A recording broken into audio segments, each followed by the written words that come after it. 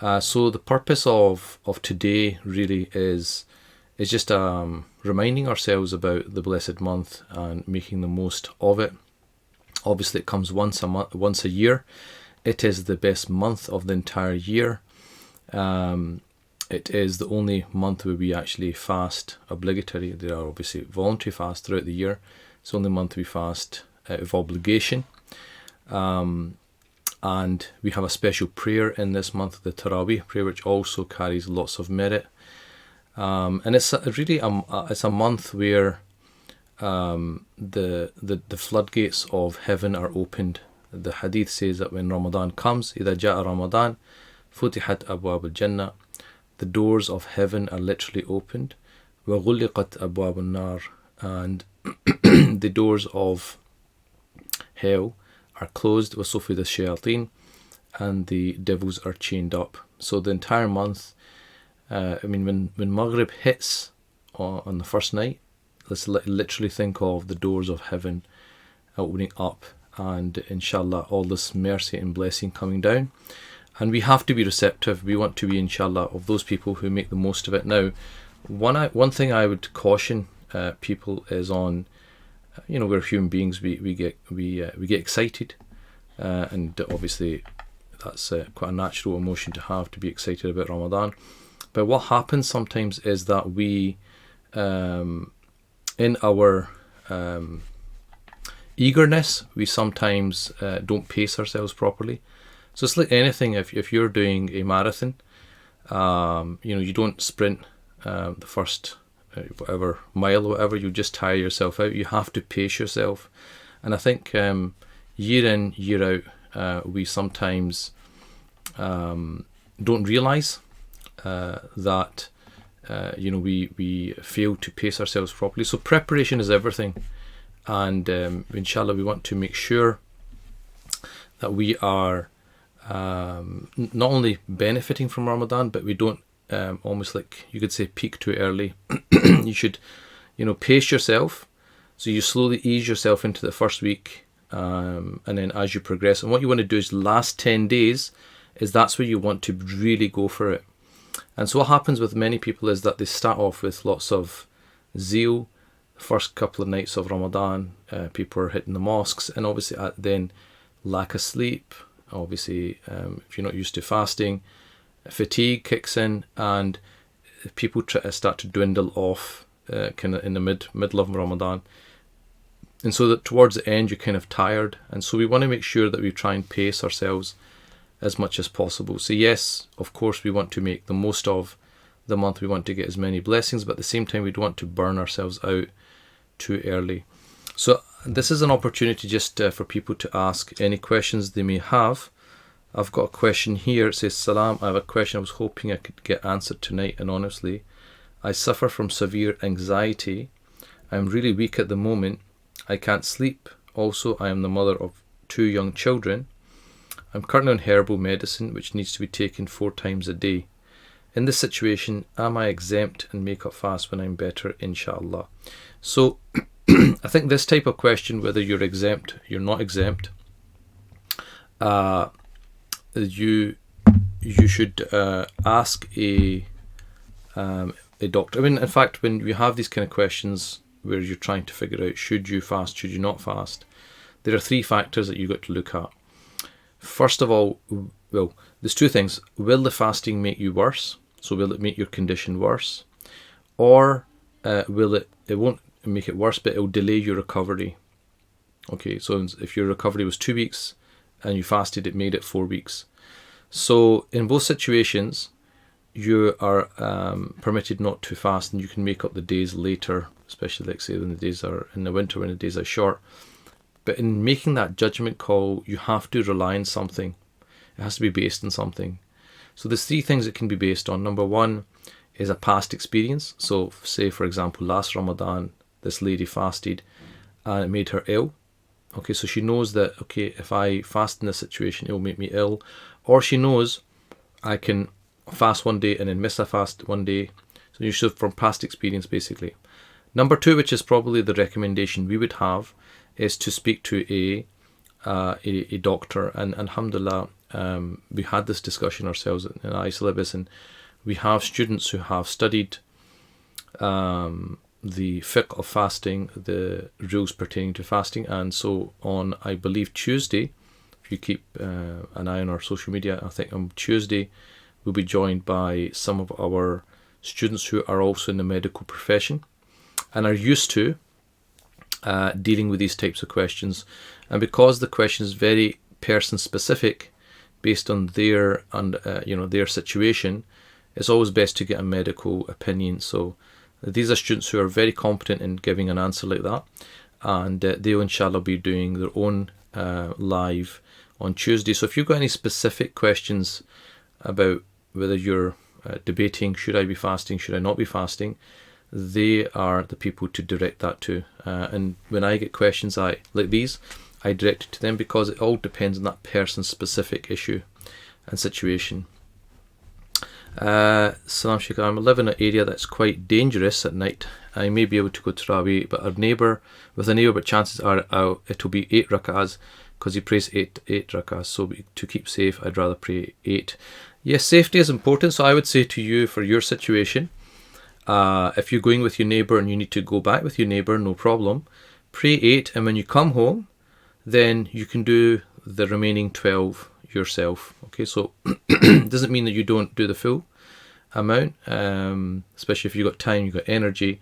This is a month where you want to push yourself, so do the 8 in the place that you're going with your neighbour, and then go back and finish the 12. There was someone about an inhaler. Inhalers are again one of those things which scholars differ on. I'd say most would say that it breaks the fast, and I would say there's a group, probably a minority group, who say it doesn't break the fast. So I'd say, if in a situation where you're perfectly fit and healthy, in other words, there's absolutely nothing wrong with you, the only thing is that you may need to take your inhaler, always start the day without taking it, and then if you're forced to, if you really have to, you take it. Now, the question would be, is it invalidated? Does it not invalidate? Like I said, there's 2 opinions, and you're free to really choose between those 2 opinions. What I would say as a middle way, what you might want to do is take the opinion that it doesn't break the fast. So inshallah, you get the blessing of Ramadan, you finish Ramadan, and then when it comes to the winter months, when the fast is 9-10 days, and it's not really difficult, those days which you had to take the inhaler, you can just basically make them up as a precaution, right? So that way you're kind of going between the 2 opinions, inshallah ta'ala. What is the biggest priority thing to take in mind when fasting? I think that the biggest thing to remember is that fasting is not just about not eating and drinking. It's about fasting. Ghazali says fasting with your limbs. So you fast with your eyes, you fast with your ears, you fast with your tongue. So you're careful of what you look at. You're careful at what you listen to. You're careful at what you say. So I think bearing in mind that fasting is not just eating and drinking, that's the first level, but to get the most out your fasting, to fast with your entire being. And so, even how you behave with each other, with other people, not getting irritated with people, especially in your family and so forth, being a bit more helpful around the house, bearing in mind other people fasting, just good character, just increasing your good character, but remembering it's not just about not eating and drinking. Okay, it's about a whole mindset. And that's why we have hadith, like, if someone tries to argue with you when you're fasting, say fa inni sa'im, right? I'm fasting. In other words, I'm not going to get into this argument with you. Another question here is, if one is not able to fast due to short-term illness, do they have to make up the fast along with paying fidya, or just the latter?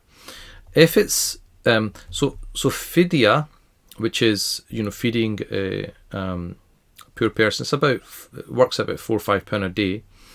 Fidya is for people who cannot fast and will never be able to fast in the future. So somebody who's reached old age or chronic illness, and they have no hope that they will ever be able to fast ever again. Because they cannot fast, they have to have a substitute, and the substitute is fidya. They will feed people for every day that they cannot fast. So, 30 days, £5 a day, £150. But if you have a short-term illness and you believe that inshallah in a couple of years you'll be able to fast again, or it's that as the months go into the winter months you will be able to fast, then you do not pay fidya. You just have to do qada. You have to make them up whenever you can, inshallah.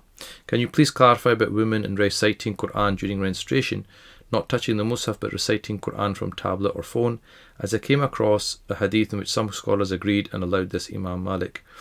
So in terms of reading in menstruation, according to, apart from the Malikis, let's look at the majority first, and we'll look at the Maliki school.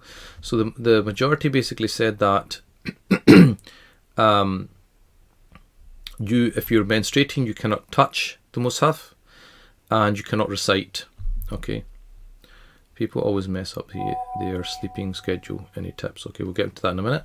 So the question was about reciting Quran during menstruation. So, like I said, according to the vast majority, the Hanafis, the Shafis, the Hanbalis, a woman should not be reciting when she's on her menses.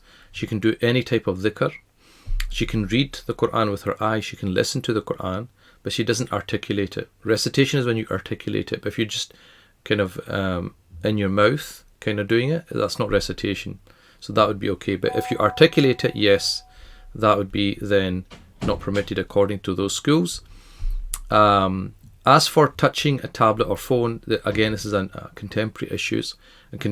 Some give it the ruling of the mushaf, right? So you can't touch it directly, but if it's got like a screen protector, it's got like a cover, you're not touching it directly, it would be permissible. Others actually just say it's not actually, it doesn't take the ruling of a mushaf. So whether you've got wudu, whether in menstruation, you can touch it. So that's in terms of touching it. In terms of recitation, the Maliki school allowed a menstruating woman to touch the mushaf and read from it just like a normal person, if it's in the capacity of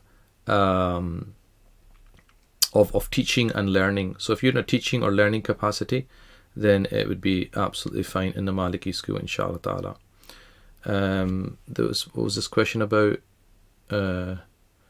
Any tips about sleeping schedule? Sleeping is difficult, especially if you're used to sleeping 6-7 hours in a trot. In Ramadan, you're not going to be able to do that because you have to get up for suhoor. That's quite understandable. I think, because the days are long, there's nothing wrong with having a nap later in the day, especially when your energy levels are down. So try to be as productive as possible in the early part of the day, and then at the end of the day, when your energy runs out, there's nothing wrong with having an afternoon nap to catch up on sleep, inshallah. I have 3 very young children. My husband and I both work. I feel I'm not able to attain the full benefits of Ramadan due to these contributing factors. What can we prioritize alongside our fasts? I think, look, everyone's situation is unique, and I think you have to do what you can. You have to do what you can. So, for example, your days off. Say you're working 5 days a week, and your days off, those days you can read more Quran, you can do a bit more. But the days you're working, understandably, you've got 3 young children. You do your bare minimums, at least your prayers. You pray as much Taraweeh as you can. And then the days that you've got extra time, like your days off, you kind of push yourself. Maybe if you've got children, you can take turns with your husband.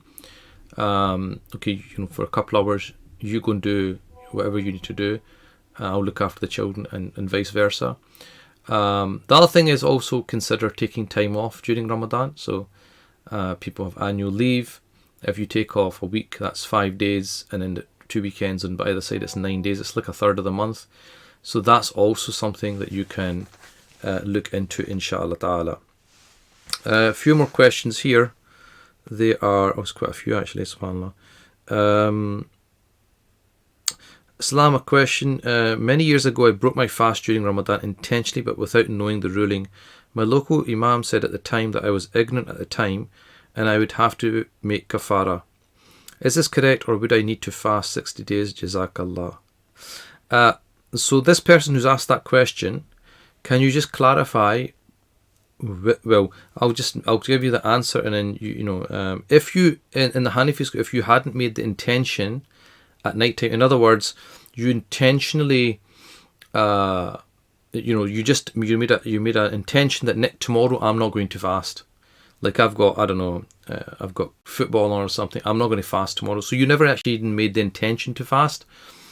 Then you would only have to make that day up, because Abu Hanifa's position was that to break the fast, there has to be a fast that exists, and you didn't actually intend to fast, so there was no fast to break, if you know what I mean. There was no fast in the first place.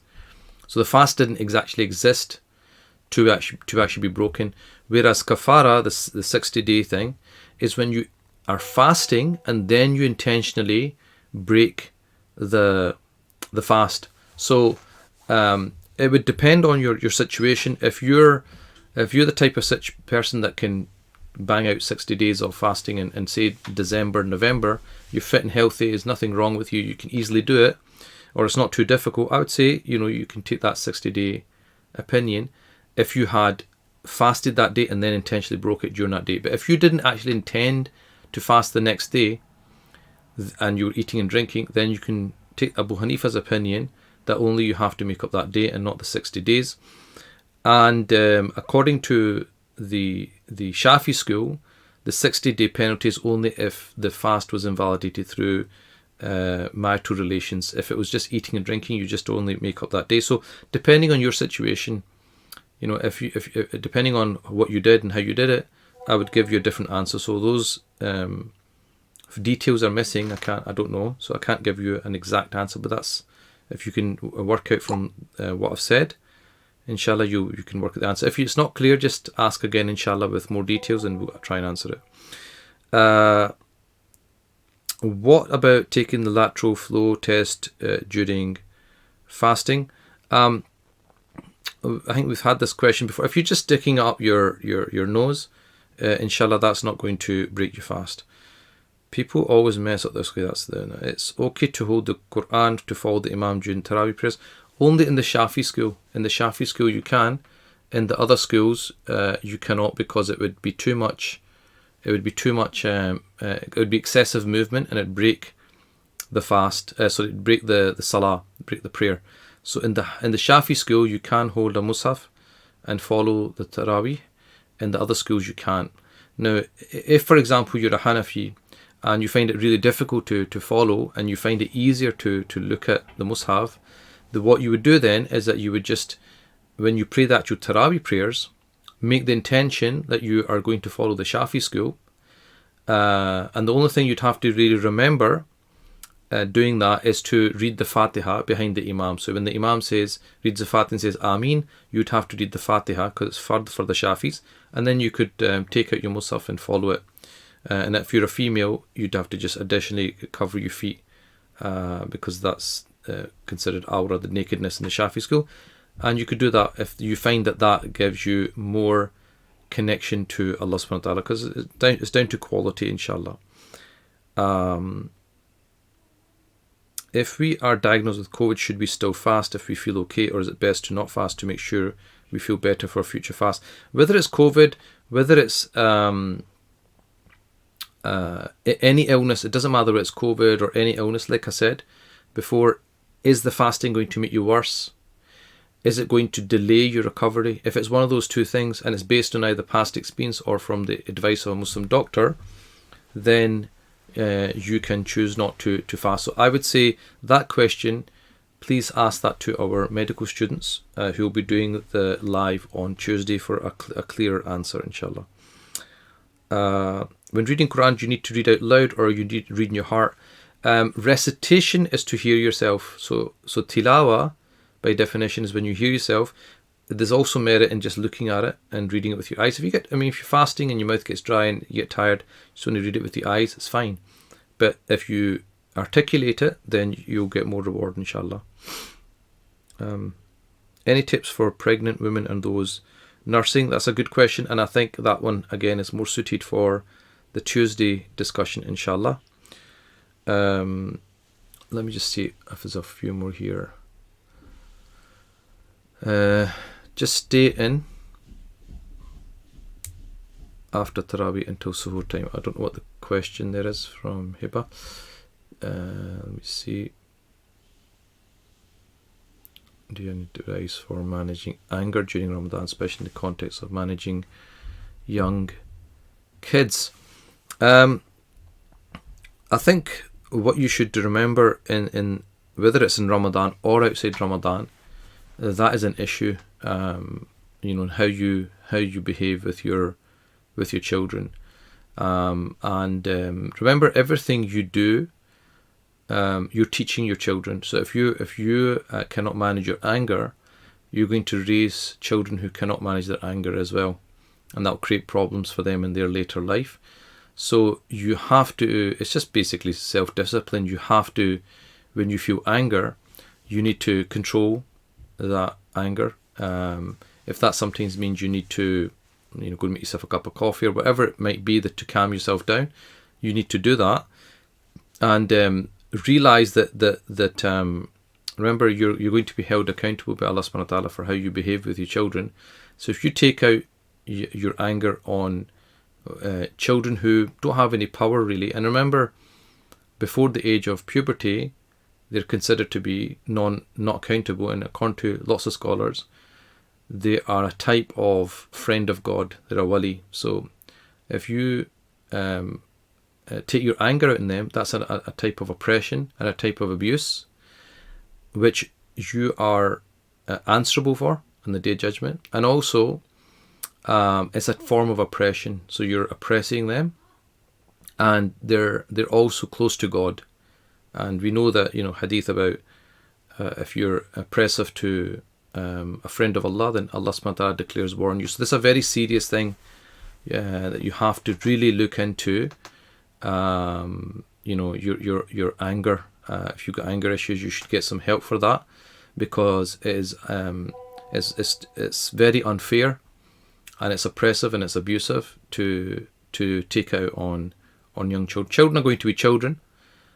Children are going to be children, and often it's because we're not giving them what they need from us, which is why they start playing up. But if you just gave them, lots of attention, if you gave them lots of love, you would see that they wouldn't wind us up as much as we find. But anyway, that's all I can say in this short time. But that's really, and then the thing is, if you really want some help with parenting, then I would suggest that you contact Unity, the charity that I also am involved in, Unity Family Services. We have a parenting coach, a fantastic parenting coach, that can help you and give you tips on how to regulate and manage your emotions with your children, and inshallah give you advice on how you should do things differently. And I've seen fantastic results. So if anyone is in that kind of similar situation, that's what I would suggest, and you can make an appointment with her, inshallah. Is it okay to fast if in early pregnancy and with no health conditions? Yes. If there's nothing that's going to make you if it's not going to be detrimental to your health, the key issue is it going to be detrimental to you? If it's not going to be detrimental to your health, there's absolutely no reason for you not to fast. Islam Sheikh, tell me a tasbih or to read in Ramadan with the highest benefits, especially for a young person. What I would say is that mix your dhikr, mix your tasbih. So La ilaha illallah is very important, because the hadith says renew your faith through La ilaha illallah. So La ilaha illallah rejuvenates the faith. Istighfar is very important because it's a cleansing. So I would say lots of istighfar, lots of La ilaha illallah, and lots of durood on the Prophet sallallahu alaihi wasallam. Any form you want to, long, short, doesn't matter. Any type of salawat on the Prophet sallallahu alaihi wasallam, because the hadith says, whoever prays once on me, Allah subhanahu wa ta'ala prays 10 times on that person. So it's a cleansing as well. So those three things, in addition to obviously your Quran. Quran is and reading Quran with contemplation, that's really primary. But in your spare time, as you're walking about, you're going to to Asda or something, just doing La ilaha illallah, astaghfirullah, Allahumma salli ala Sayyidina Muhammad, and those three should be sufficient, inshallah. Let's go a few more questions here. Witr in congregation. If praying as a Hanafi behind a Shafi imam, is kunut after ruku sufficient? So if you're a Hanafi and you're praying behind a Shafi imam, and you know that the Shafi imam is going to do witr by doing 2 rak'ahs and salams and then 1 rak'ah, what you would do is you make the intention to pray behind the imam as a Shafi. Just say, I'm following the Shafi school, and then inshallah everything you do will be correct according to that school. The only thing you need to remember is to recite the Fatiha behind the imam. So when the imam's finished reciting Fatiha and says Ameen, you say Bismillah ar-Rahman ar-Rahim, Alhamdulillah Rabbil Alameen. Just read it very quickly to yourself. That's all you need to remind yourself of, and inshallah your witr will be absolutely fine. If praying tahajjud later night, is it preferable to do witr with the congregation or delay the witr? If it's normal circumstances, you delay your witr for it to as late as possible. But because of Taraweeh, if you pray in congregation, then you should pray in congregation. You can always do tahajjud by yourself later. And if you've missed the witr for any reason with the congregation, again, you can just do it later. Since childbirth over 6 months now, I have had heavy bleeding. I don't know how to work out when I can pray salah and when I can fast now that Ramadan beginning. That requires a more detailed answer. But basically, nifas, there's a maximum of 40 days. So after 40 days, the bleeding would no longer have been considered to be postnatal bleeding. And then it would go back to the rules of menstruation. So what I would say to you is, if you can, let me see now, if you're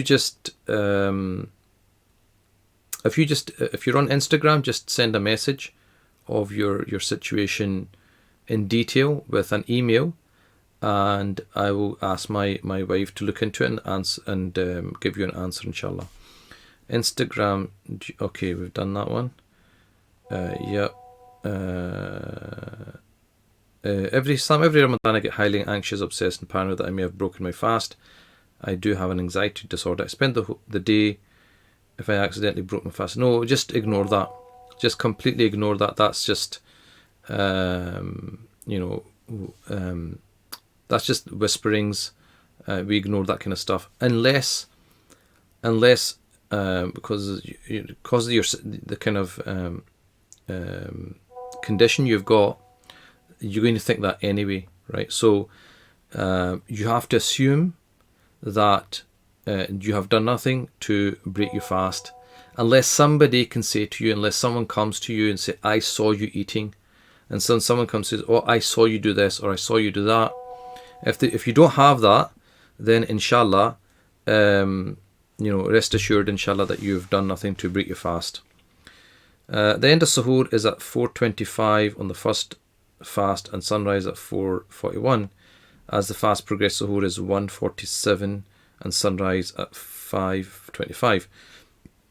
Can you explain why there's such a long delay in time? Is it due to start time of dawn that suhoor ends? So let me just 1 second here. Oops. Let me just get this.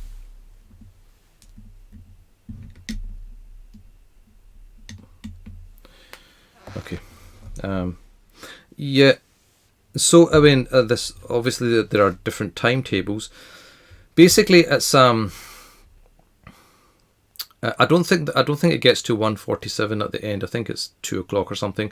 It's because that they were going into the summer months. But the thing is, we go into the Arab normal nights from I think the 4th or 5th of May, when there's no true night, and that's where scholars came up with different formulas of when Fajr should be. Should it be 1:30? Should it be the last 6th of the night, etc., etc. But this year, to be honest, we're finishing by the 2nd of May. So it's just going to come down to which timetable you're following and how they calculate the beginning time of Fajr. That timetable is following a certain formula, and the Al-Furqan, for example, timetable is following a different formula. What advice would you give to students on how to keep up with their studies and exams, but also the spirit of Ramadan alive throughout the month?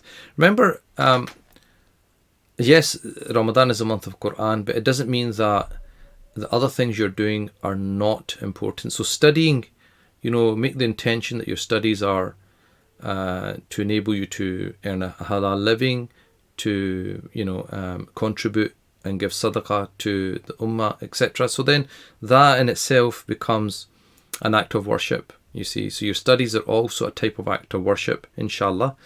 And you do as much as you can. You do as much as you can. There's an expression they say, ma la yudraku jullu, la yutraku kullu. That if you can't, if it's not like 100% or zero. If I can't do it 100%, I'm not going to do anything. No, you do as much as you can.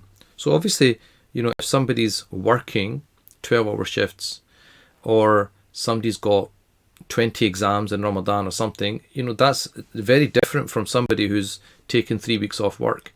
The person that's taking 3 weeks off work can obviously read a lot more Quran, do a lot more ibadah than someone in that situation. So, we don't beat ourselves up, but what we try and do as much as we can, Remember, Allah subhanahu wa ta'ala loves those deeds which are adwamuha, the most continuous, wa in qal, even if they're small. So even if you're doing half an hour of Quran every day as a student because you've got exams, or 20 minutes or 15 minutes every single day of Ramadan, that's much better than doing 3 hours once a week or something like that. So just do as much as you can, inshallah. Follow up to the intentionally breaking fast question. Just to clarify, I had made intention to fast that day and subsequently broke it. If I was to just make up the fast on its own, as per se the Shafi, is there anything wrong I would need to be aware of to invalidate and break the fast if I was to make it up as a Shafi? I would say, okay, if you broke it intentionally, the default position I would give you is you do the 60 days kafara. But if that is going to be difficult for you, and obviously it's difficult for everyone, but what I'm saying is that if in November, December, when the days are literally 9-10 days of daylight, if you can't do that, and that's extremely difficult for you, then there's no problem in taking the Shafi position and just doing qada, inshallah. And there's nothing any extra that's going to invalidate your fast. Assalamu alaikum. What can be a short durood? Sallallahu alayhi wasallam. Sallallahu alayhi wasallam is the shortest one you can do. Is there such a thing as one witr or rak'ah of witr? In the in 3 of the 4 schools, yes, but not in the Hanafi school. In the Hanafi school, the minimum is 3. In the other schools, there is such a thing as one witr, like in the Shafis and Malikis and so on. Assalamu alaikum. Any advice for motivating an elder family member in taking part in obligatory religious practices? Wisdom, gentleness, kindness, not badgering people, not nagging people, gently encouraging them. So for example, if they don't pray, you just ask them when you're going to pray, would you like to pray with me? And then when if they say yes, then make the prayer short.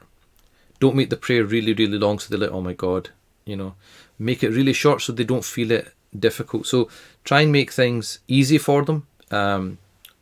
If it's obligatory things, try to give them the minimum stuff. So let's say they don't pray, okay?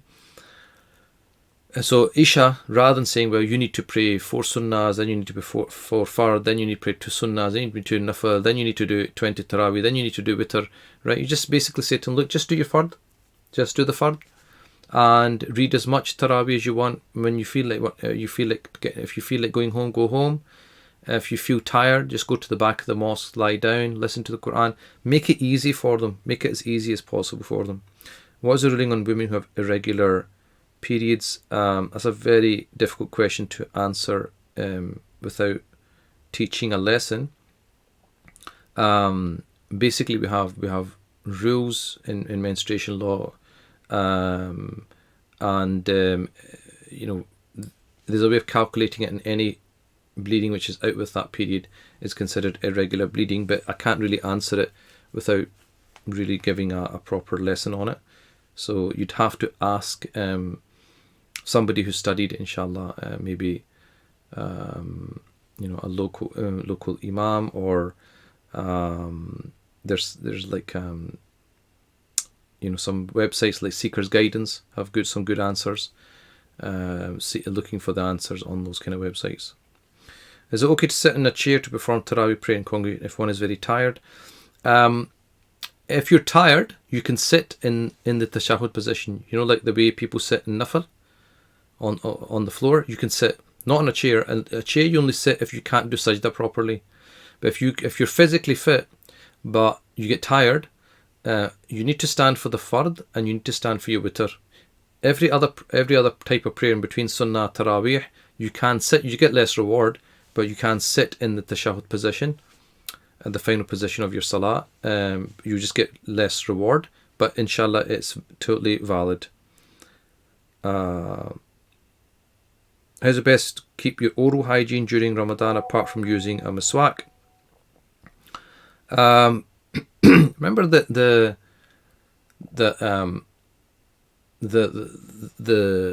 breath of a fasting person is beloved to God, right? It might not be beloved to the creation, but it's beloved to God. So don't shy away from it, number one. Number two is, just be cautious. Like if you're talking to people, you're fasting, just keep a distance. So you know that it might affect them. You don't speak, too close to them. But if you're like in a profession where you're in a very close proximity, like an optician or something, someone has to examine, or maybe like a dentist, where then there's nothing wrong with using a little bit of toothpaste, but I would say use minimal and make sure that you spit it all out, because using toothpaste is permissible, but it's makruh. It's disliked because of the possibility that you may swallow it, but it wouldn't invalidate the fast unless you swallowed it. So depending on if you really need to in your profession. Islam, is it permissible for a woman to take medicinal pill to delay her period and keep all the fast? Yes, she can, but she doesn't need to. God's not put that burden on her. If she wants to, that's up to herself. But inshallah, the natural pattern, you could say, that God has created is that women will miss some of their fast of Ramadan. And the beauty of it is, let's say a woman misses 10 days, right? Every Ramadan, that's a third of the month. She will actually get the reward as if she fasted the whole of Ramadan. Why? Because had she not been menstruating, she would have fasted. So her intention was to fast. And the only reason she didn't fast is because God told her not to fast.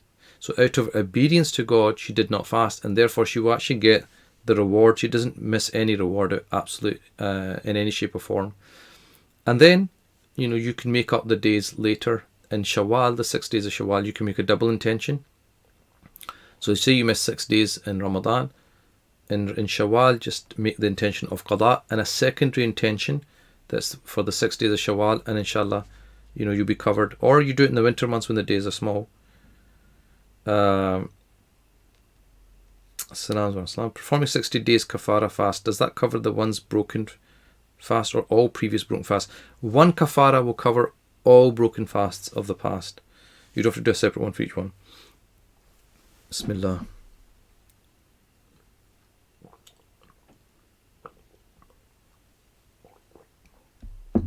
Salam Sheikh, my wife has quite a lot of fast to make up from previous years when she was breastfeeding kids and pregnant. Yes, quite a common issue.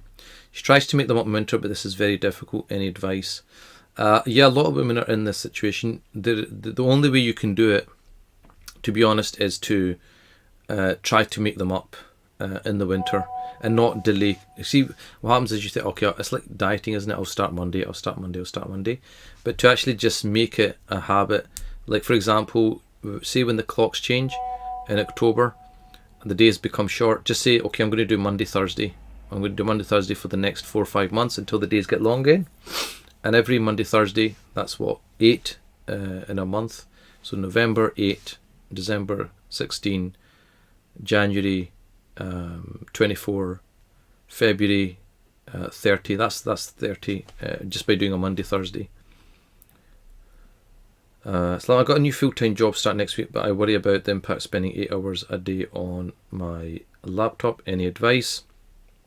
I think speak to your employer and just tell them, look, I will be fasting, and towards the end of the day my energy levels do deplete, is there any scope of maybe starting work early? I remember there was a brother who worked in IT, and I remember just discussing with him, and he'd been with them for a while, and he came up with an agreement with the employer just to do the night shift. So he would do, I think, 12 to 8, and so he said that he'd do the iftar, do some tarawih, go to work, do his suhoor at whatever it was, 4 o'clock, and obviously you've just ate, you've got the energy levels to finish off at 8, go home and sleep until, like, say 3-4 o'clock. So obviously I'm not saying that situation's relevant to you, but I'm just saying that these are the type of things that one can do. So I think just to make them aware that might be the case, and then if you can somehow start earlier, or if there's, like, when there's a lunch break, depending on how long you've got, you can maybe have a nap during that lunch break, a quick power nap, 20 minutes, 30 minutes, something. Especially if you're working from home, it all depends on your situation, and then that will give you a bit more energy to keep going through the rest of the day.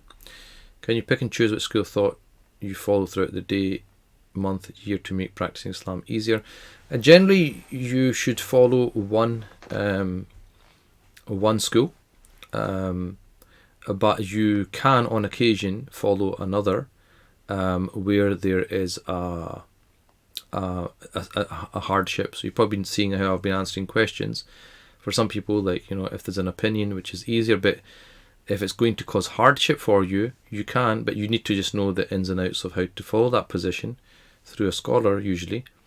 But for your 80%, 90%, where there's no real difficulty, then you follow one. What is the ruling for breastfeeding mothers if the baby is exclusively breastfed? Again, if it's going to be either detrimental to her health or detrimental to the baby's health, and again, that question should be posed to the experts on Tuesday rather than myself. If time is limited, is it better to try and finish reading the whole Quran, or to read as much as possible with meaning and translation? So what I would say is you try and do both. So you have, like, a set time where that's for your recitation, and you have maybe a set time for you read with translation. So it could be, just thinking out loud, for example, it could be that up until, I don't know, 4 o'clock, you would just do recitation. But when you get tired, when your saliva runs out, your mouth's dry, the latter part of the day, you don't recite, you just read translation. And so that way, you do both, inshallah. If a man wishes to do itikaf if a man who wishes to do itikaf has a wife alone at home, can he obtain the reward by staying at home instead? No, the sunnah itikaf is to do the 10 days in the mosque. However, if his situation is like, for example, he just got really recently married, or there's nobody in the house apart from his wife, as opposed to, like, say, living in an extended family or having children, older children, and he doesn't want to leave her alone for a full 10 days, or she feels a bit difficult, some difficulty with him leaving for 10 days, then he doesn't have to do the full 10 days. He could do, like, for example, 3 days. So nafil itikaf, in other words, instead of sunnah, maybe do 2 or 3 days nafil, then go home for a few days and then do a couple of days, whatever works out. And then when his situation is different in the future, when maybe he's got children who are older, or there's other people there and his wife's not alone, then he can do the sunnah, the proper sunnah of 10 days.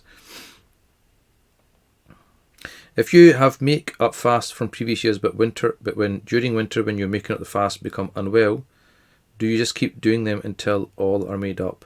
Yeah, you basically just take any opportunity. You've got 11 months.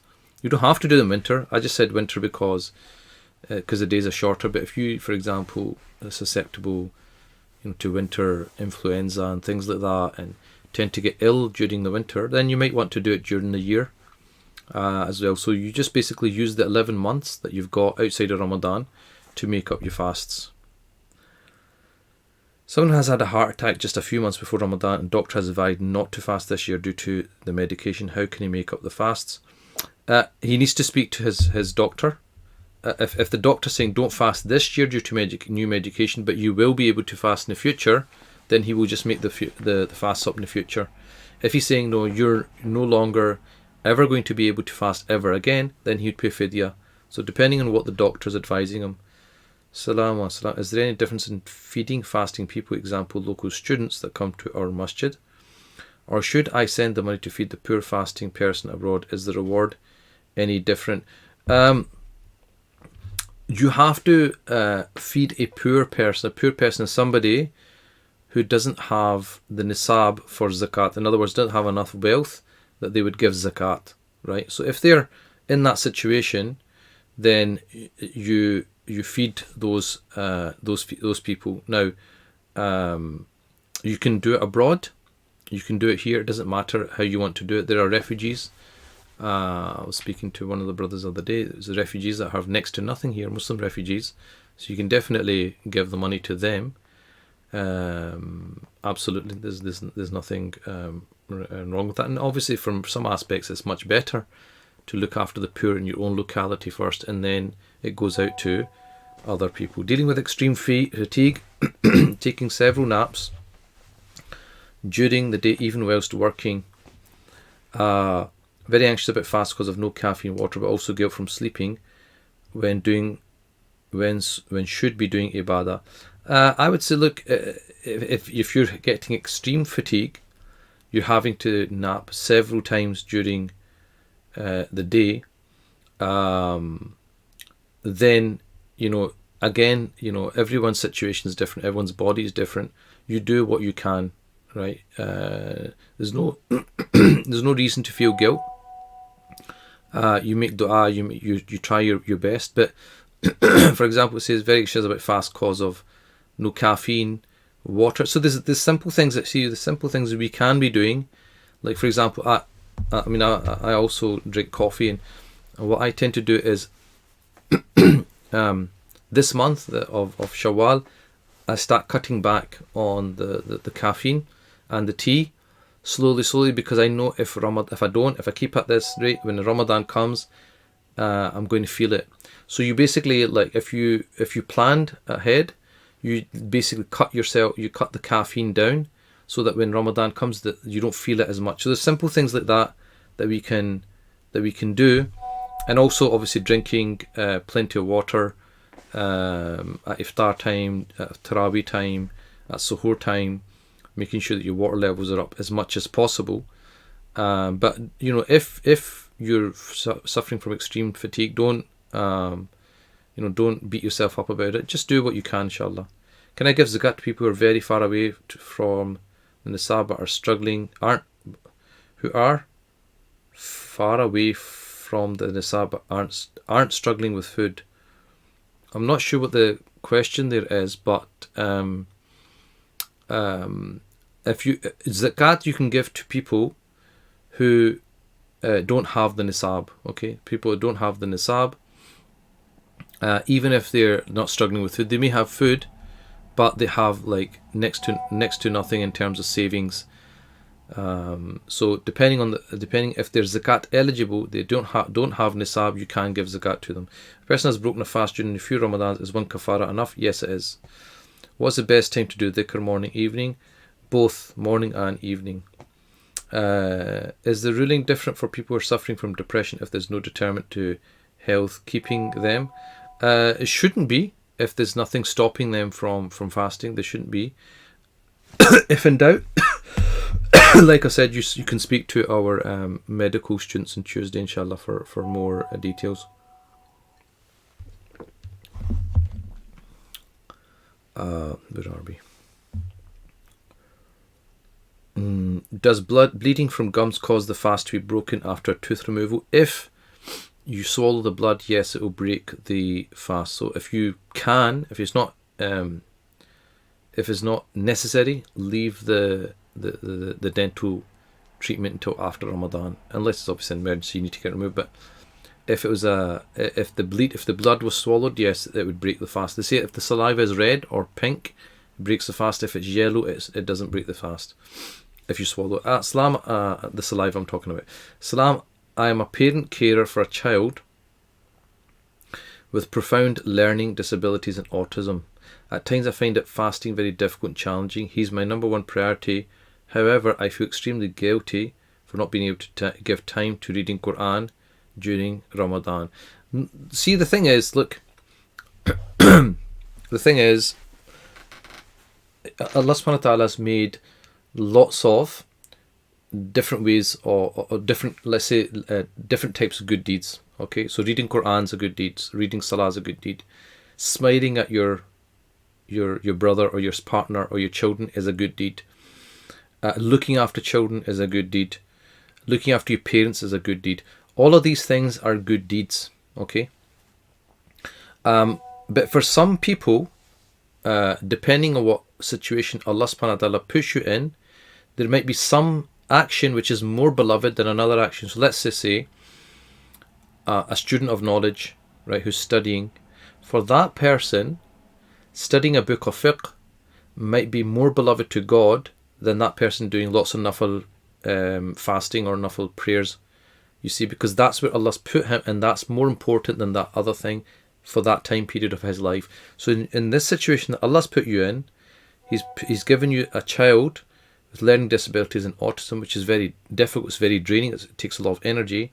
And for you to make him your number one priority is absolutely the perfect and most beloved action you could be doing and getting closer to God. It's, you know, it's not just about praying all the time and reading Quran all the time.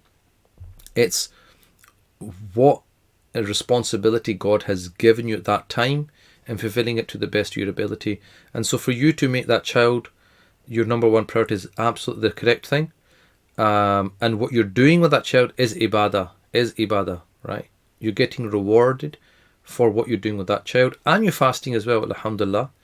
So, you know, do as much as you can. Do as much Quran as you can, and don't feel guilty, okay? If you didn't have that child and you weren't working for a whole month, you can read as much Quran as you want. You know, that's a different situation. But where your time is limited, you have to do what's correct and the responsibility that God's given you. And, you know, find other ways. For example, it could be that when you're cooking, you listen to Quran. You know, when you're cleaning the house, you've got Quran playing, you're listening to it that way. So find other ways where you can connect to the Quran as much as possible. But definitely it should not be at the expense of looking after that child. I like to live a bit normally in Ramadan because it's hard for me to spend a lot of time in worship all the time. Is that okay? I'm not 100% sure what the question is, but like I said, Ramadan comes once a year. We want to make the most of it, but at the same time, you know, we don't want to burn ourselves out. So do what is manageable, but certainly you should be doing more than you normally do at other times of the year. What if you're a revert Muslim and you're sure you may not have kept some Ramadan fast for whatever reason it was? How do you work out how much you should make up? You just basically estimate, you roughly work out. I became Muslim 4 years ago. I think 2 years I didn't really fast properly. You just calculate it like that, round in an estimated way. What are the merits of feeding a fasting person? Namazis come from Maghrib Salah in Ramadan. Is it praiseworthy if affordable to provide food for iftari for them? So there's two rewards. One is giving the fasting person something to break their fast with. So the hadith says whoever gives someone, a fasting person, the thing that they break their fast with, they get the reward of that fasting person.